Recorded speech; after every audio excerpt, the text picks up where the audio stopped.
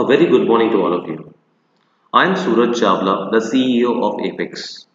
In this video, we will discuss the questions which appeared in the Infy TQ exam which was conducted on Feb 19th.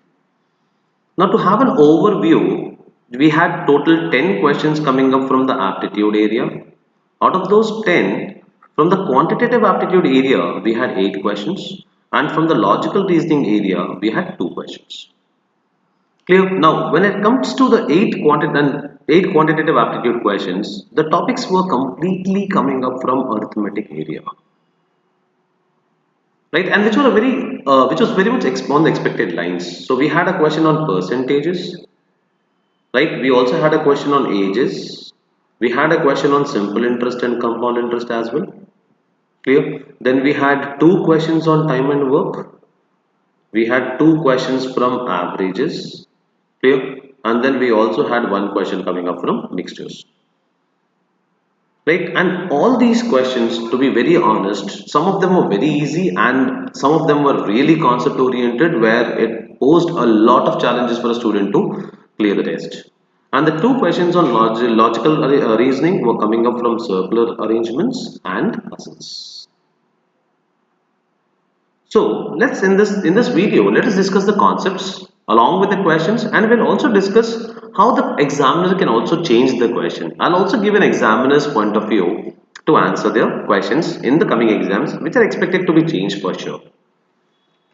Right, so let's look at the first question. This question is coming up from the chapter called Ages, which is a very simple chapter and it's a word problem. When I look at word problem, all we are looking at is conversion of English into mathematics. Now in ages, let us understand the simple concept. In ages, we will always start from the present age of the person. We should always be starting from present age of the person and then follow the question. This is the only concept in ages that you have to understand to go forward in this question. So let's understand this question. It says my age 3 years hence multiplied by 3 and from that subtracted 3 times my age 3 years ago will give you my exact age. Now what is the concept that we are talking about? We will assume the present age is equal to x. If I am assuming the present age is equal to x, 3 years hence, that means 3 years later, my age would become x plus 3. 3 years ago, my age would be x minus 3. Clear? And now let's follow the question. So it says my age 3 years hence, within brackets, do not forget that, when multiplied by 3. And from this I subtract 3 times my age 3 years ago, and this would give you my present age. Clear? It's a very simple statement given. This is a very easy question from this area. So if I take a 3 common, I get x plus 3 minus of x minus 3. Now since most of the engineers are writing these exams, I expect you not to waste your time in this step is not required. If you understand the effect of minus into sign change. Clear? So if I open my brackets, this becomes x plus 3. Minus into x would give me a minus x. Minus into minus would give me a plus 3, which is also equal to x. So plus x and minus x gets cancelled. The value of x is equal to 3 into 6, that is equal to 18. Now, most of us stop here and tick 18 as the answer, as it is also in one of the options given to us. Right? In this question, we are very safe because he is asking the present age. My only advice to all you students who are taking aptitude exams is, please read the question before attempting your answer. Clear? So in this question, my present age is equal to 18. But please appreciate the fact, if I were the examiner and if I were to make this question slightly difficult, all I would do is, I would change the question statement. Because I know that students are in a hurry to take the right answer. And all our life, we have learned to calculate the value of x. So I might sometimes ask you, how old will I be after 10 years? In that case, my answer becomes none of the above. So please read the question statement, because the question statement is the only point where in these kind of questions the examiner can play the trick with your mind. Clear? Let's move to the next question. Now, this question comes under the area of averages. But this is a beautiful question which has been made. For one reason, let's understand this. Rohit Sharma's score in T20 game is 4 times the average of his score in previous 5 games. Okay, so let's talk about the average. What has been the percentage increase? This is the reason why this question becomes a beautiful question. So in this chapter or in this question, the examiner has used two concepts. So one, a student definitely needs to know what is average. So we know average is equal to nothing but sum total divided by number of observations. Now having said that, I always advise all my students to remember this formula really handy. Average into number of terms is equal to sum total. Clear? So we'll use both the formulas hand in hand when it comes to average. Now what is the second concept used? The second concept used is percentage increase or percentage change. For percentage change, this formula is very simple. It's final value minus initial value by initial value into 100. If final value minus initial value is positive, it is percentage increase. If final value minus initial value is negative, it is percentage decrease. Clear? So we will have to just look at these possible data points and see how do we use them, right? So I know the question is talking about Rohit Sharma's score in a sixth game is nothing but 4 times the average of 5 games. Clear? So what are the things? And then he's asking you the percentage increase in the average after the sixth game, which means we are supposed to calculate the average of 6 games. So average of 6 games will be sum total of all the 6 games divided by 6 or 6 innings divided by 6. Clear? So what is the information that we do not know? One, we do not know the average of 5 games. So let me assume that the average after 5 games is equal to x. Now average after 5 games is equal to x and I also know number of games is equal to 5. So can I use both of these and say that the total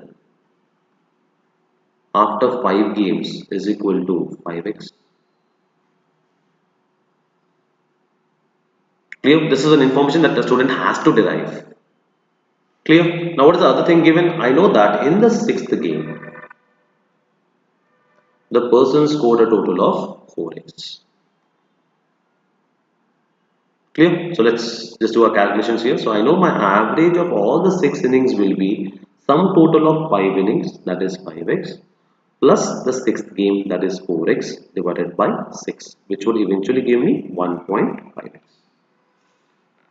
So we have average after 6 innings, we also have average after 5 innings, right? So my initial value is going to be x, that is the average after 5 innings, and my final value is going to be 1.5x, which is the average after 6 innings. And now we are supposed to calculate the percentage increase. Now the percentage increase I know is final value minus initial value by initial value into 100. So if you calculate this, you get a 50% increase, and that is going to be my answer.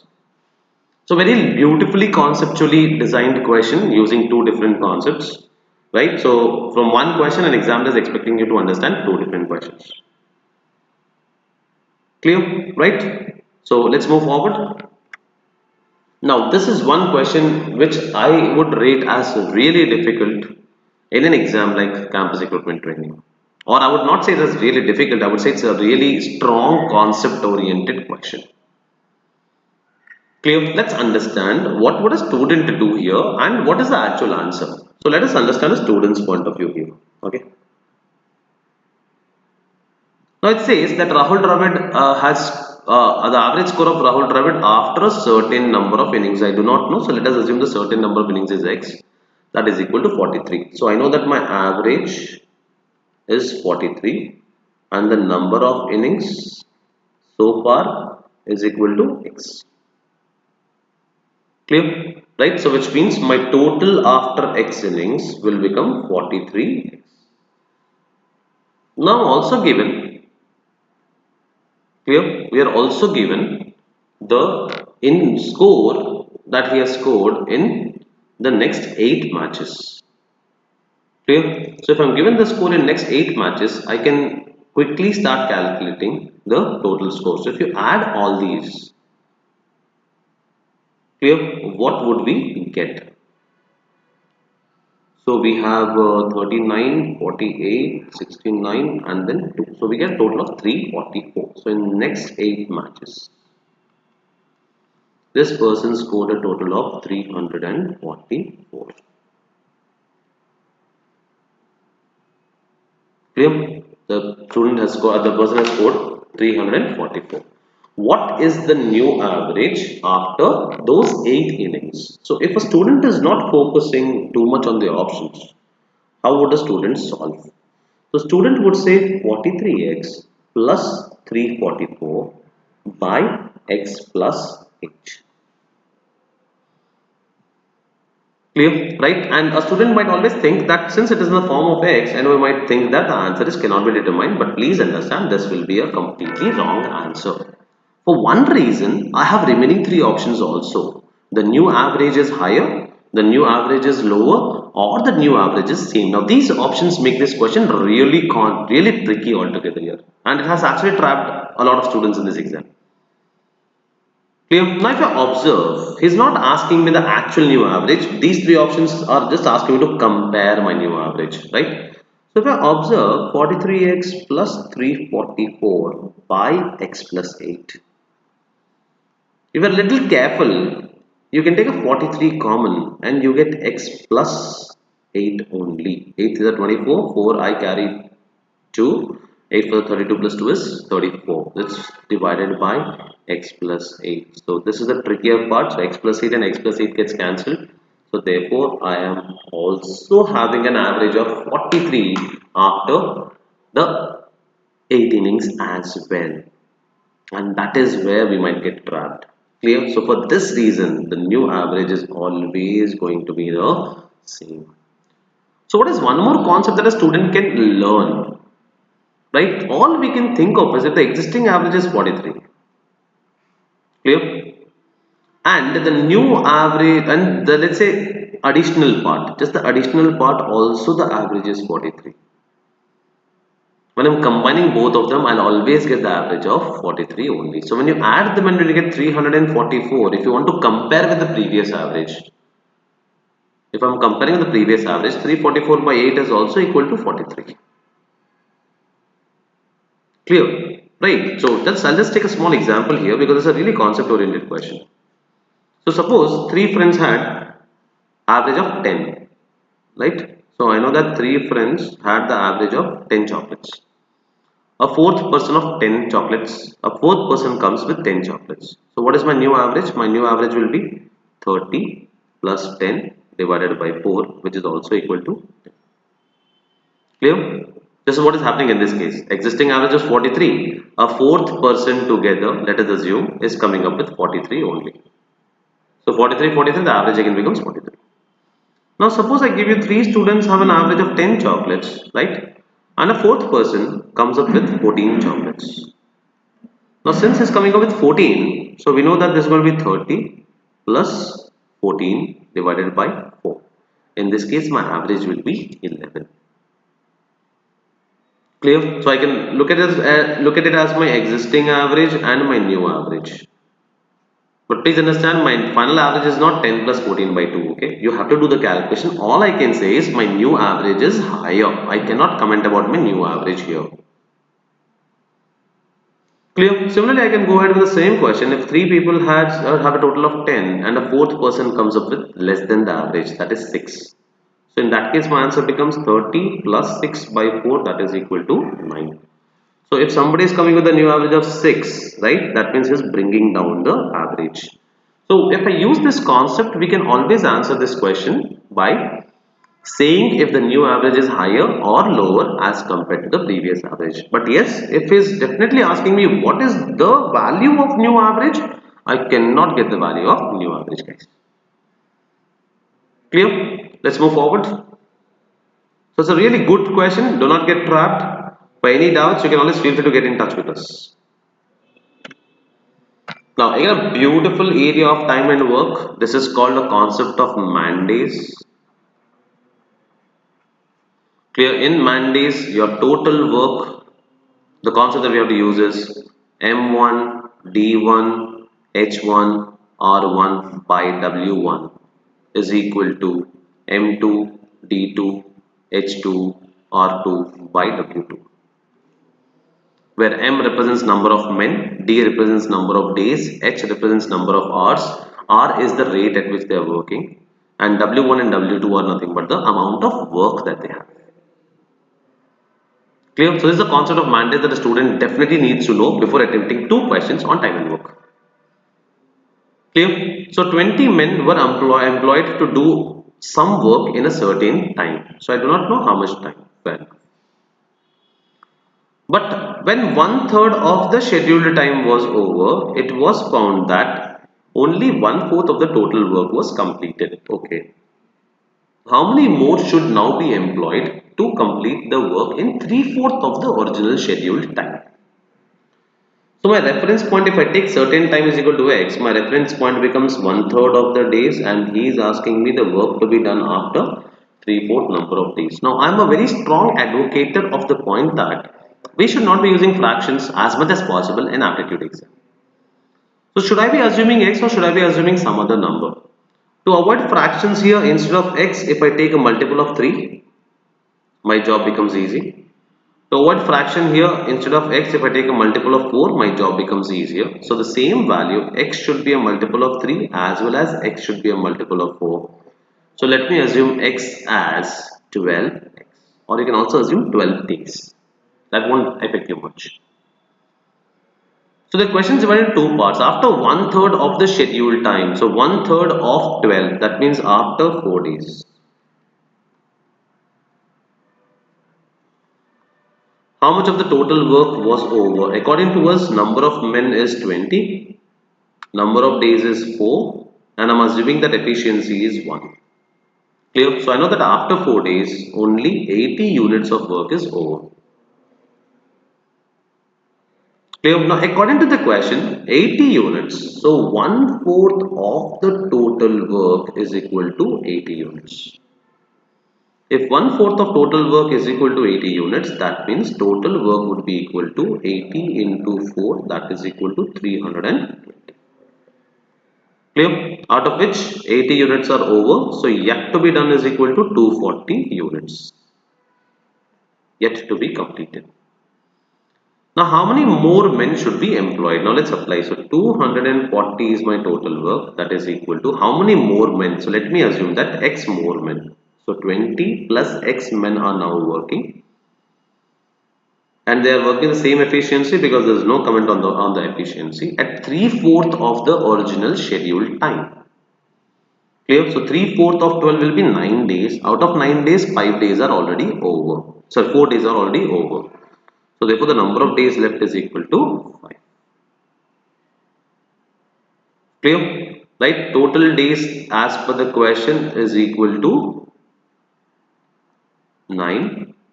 Days over is equal to 4. So days left is equal to 5. So I can do this as 5 ones are 5 48s. Right? So 20 plus x is equal to 48. Or the value of x is equal to 28. Again a tricky question where students might tick 48 and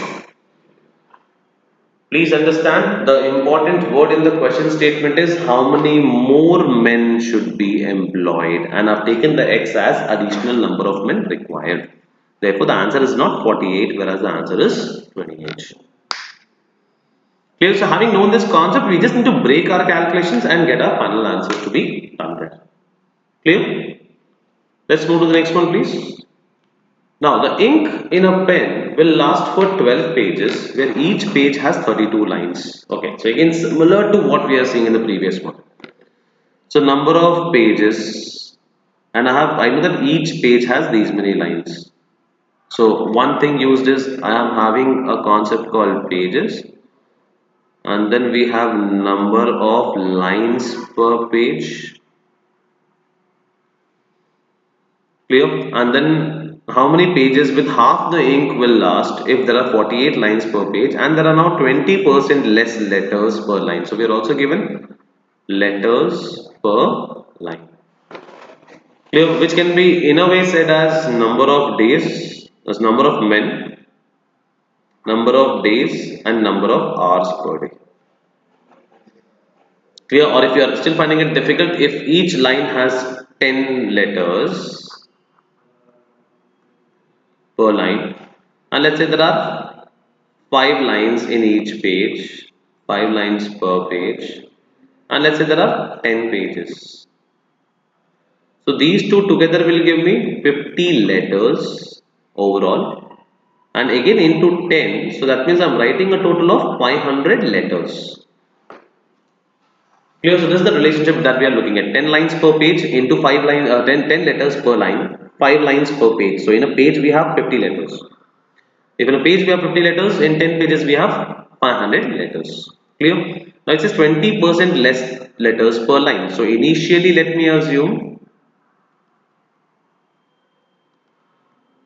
the number of letters per line, let us say, is equal to x. Clear? So what do I have initially? So there are x letters per line, and there are 32 lines in each page, and there are 12 pages. So these are my total number of letters, which is my total letters for which my ink will last. Clear? Right? Now what happens? I have only half of this ink left. So that means or let me assume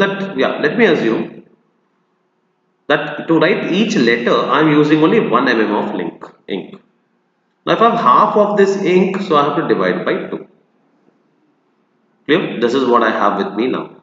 Clear? So with this ink, what will I do? I do not know how many pages. Let us say the number of pages required is P. Clear? Now I have 48 lines, and the number of letters are going to be 0.8x, and here also I am using 1 mm per letter of ink. So if I simplify this becomes 12 ones and this is 12 fours. Clear? This is 4 ones or this is 4 eights. Clear? So if I write 0.8, so I know that x and x will get cancelled. So I can write this as 8 by 2. This is 2 ones or 2 fours. So the value of P is equal to 4 by 0.8. That is equal to 40 by 8, which means I have only 5 pages for which my ink will last. So if you actually look at it, it's a really beautiful concept which has been drawn, but the best part that is happening is in the whole process we have the same concept that is being used, which is the concept of Mandy's. Clear? Let's move to the next one, please. Now, this was a question on circular arrangement. There are 8 people sitting in a round table. Fine. So let me make a small circle, and if I have 8 people, I know 1, 2, 3, 4, 5, 6, 7, and 8. Right? B is sitting opposite to D. Since there is no starting point, let me assume B is sitting opposite to D. Now D is next to E. Now E can be on the left of D or on the right of D. I repeat, all of them are facing the center. So this is to the right of D and this is to the left of D. So I can have E here. Now don't hesitate to make cases. My second case would be 1, 2, 3, 4, 5, 6, 7 and 8. So if I have B here and I have D here, I have E here. Okay. Now A is next to B. Again a beautiful point. A is next to B. So again A can be onto the left of D or onto the right of B. So I can have one case where A is here. Clear? And if we draw one more point here, so I have B, D, 1, 2, 3 and 4, 5 and 6. Clear? So if we have BD here, I have E here, I can also have A here. Similarly with this case also I can have A here, or I can make one more concept called 1, 2, 3, 4, 5, 6, 7 and 8. So I can have B here, A here, D here and E here. Clear? Now the question says from E, A is nearer in the clockwise direction, and we know this is going to be our clockwise direction. So A is, if you observe all the 4, I know that A is nearer to E in this case only in the clockwise direction. If I go clockwise, I count this way. So 1, 2, 3 steps away. Here it is only 1 step away. 1, 2, 3 steps away, and again 1, 2, 3, 4, 5 steps away. So all of them gets cancelled.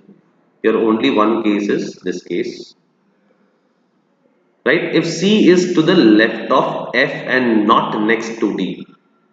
So if I place, so I cannot place C here, right? So definitely the only position left is if I place C here and I place F here, I know that C is to the left of F, right? And not next to D. This is what the question says. Now to place two people side by side. So there's no place to keep two people here. There's only a place to keep two people here. And C has to be to the left of F. If F is here, then C has to come here. So I have to place on these lines. FC should be your arrangement. Here in a circular fashion. Clear? So F is here, then C is here. Is what we are going ahead with. And therefore, who is sitting opposite to F? I know that E is sitting opposite to F. Clear? So therefore, which of the following is opposite to F? It's only C who is opposite to F. Clear? Let's move to the next one, please. Now, a shop stores X kgs of rice. It's a very beautiful question, which will force the student to literally waste his time in the exam. Let's see how can we solve these kind of questions in a very easy way. So we also have this question in linear arrangements chapter as well. The first customer buys half of this amount plus half a kg of rice. The second customer buys half of the remaining plus half a kg of rice. The third customer buys half of the remaining amount plus half a kg of rice, and thereafter no rice is left in the shop. Which of the following best describes the value of X? Clear? So let's understand this. Now whenever you have these kind of layers, instead of going from the top to bottom, it's important for us to understand the concept and go reverse. Let's see. So initially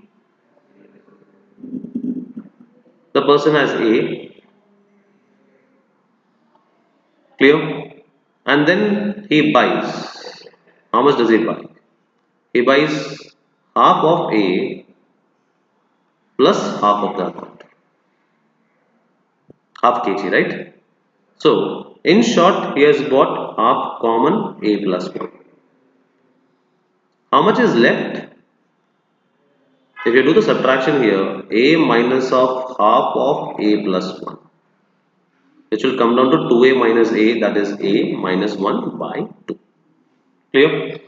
So let us assume this is equal to B. So second layer I go B. So he spends B by 2 plus half kg. So if I follow the same lines, I know in the second case I will be left with B minus 1 by 2. Let us assume this is equal to C. The third case, this is C by 2 plus half, right? So remaining will be C minus 1 by 2, right? This is what the whole scenario says. This is the best way to do this, and now go reverse.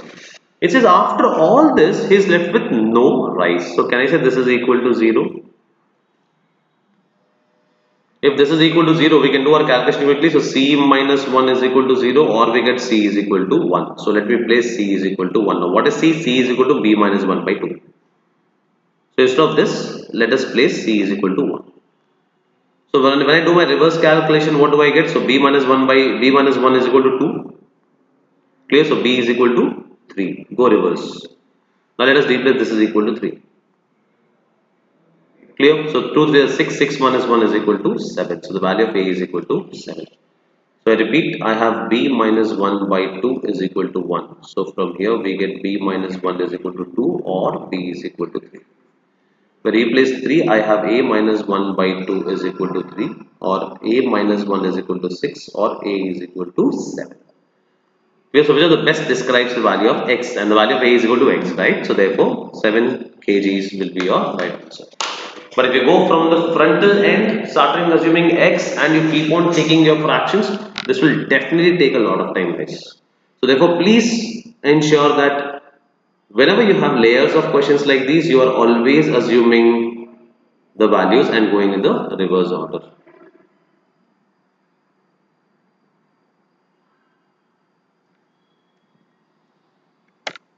Now, again, it's a very simple question. A student should be very quick at understanding the concepts here. Yes. 10% of the garments produced in a mill are defective. So 10% of a Miller defective. So if a student wants to go, he can always go with, if total is equal to 100% of X, I know that from here 10% are gone. So remaining will be 90% of X.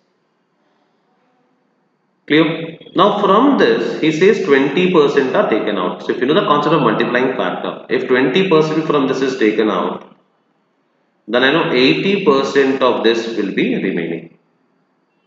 Clear? And as per the question, it says if the remaining 5040 garments are shipped. So 80 percentage of what of this? 80% of 90% of X are remaining, which is equal to 5040. Clear? Now 0, 0, 0 and 0 gets cancelled, so it's 9 560s. Clear? 8 ones are 8 70s are. So the value of X is equal to 7000. Now student might always get trapped in this question. What is X? X is the total number of garments. And please appreciate 7000 is also one of the given options. Clear? So therefore, the answer is not 7000 as I said you some time ago. Please look at the question statement. It says find the number of garments which were defective. So I know 10% of total garments were defective. So therefore my answer becomes 10% of 7000, which is going to be 700. Clear? So again a very tricky question, yet a concept oriented question. If you follow this method of 100% subtract, move forward, subtract, move forward, it becomes very easy for us to understand. Clear? Let's move to the next one, please. That's a very beautiful question. For all of us who know allegations, it's very easy. We can also do this with the help of a simple method. So it says a person lends 4,000 for two lenders, two lenders, one at 5% and the other one at 7%. If the total interest paid after 3 years is 696 US dollars in simple interest, how much money did he borrow from the second lender? Since the question is asking about second lender, assume the second lender as X. So to the first lender he lent 4000 minus X. And we know the formula of simple interest is equal to PTR by 100. So the interest coming from the first lender is going to be 4000 minus X for 3 years at 5% by 100 plus X for 3 years at 7% by 100 is equal to 696. So first let's take a 3 common out. So 5 fours are, I'll get 20,000 minus 5x plus I'll have 7x by 100 is equal to 696. So 3 ones are 3 2 32. So what do we have? 5. So we have 2x plus 20,000 is equal to 23200 or 2x is equal to 3200 or the value of x is equal to 1600. So a good concept based question which involves a bit of solving and move forward. Clear? But having said this, do we have a simplified option? Now we also have this, we can use this with the help of allegations.